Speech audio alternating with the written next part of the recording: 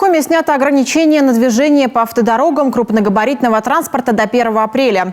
Сделано это для того, чтобы у системообразующих предприятий республики была возможность перевозить готовую продукцию и доставлять необходимое для производства сырье.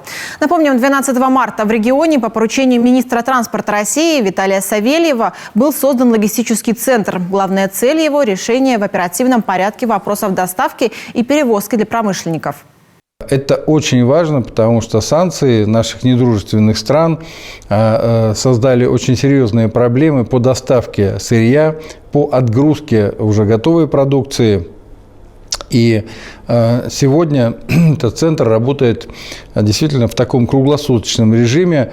И вот за этот небольшой период, с 12 марта, мы уже добились очень серьезных успехов. Ну, во-первых, приняты меры по налаживанию процессов доставки химикатов для Мондиес ЛПК. Это очень важно, потому что в противном случае либо надо было снижать объемы, либо вообще останавливать предприятие. Вы представляете, какое количество людей работает на предприятии.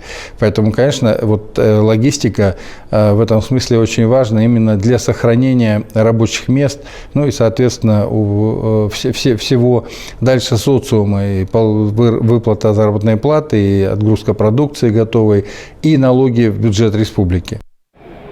Прорабатывается и вопрос по обеспечению регионального авиаперевозчика Коми Авиатранс необходимыми комплектующими и запасными частями, которые производят в недружественных странах.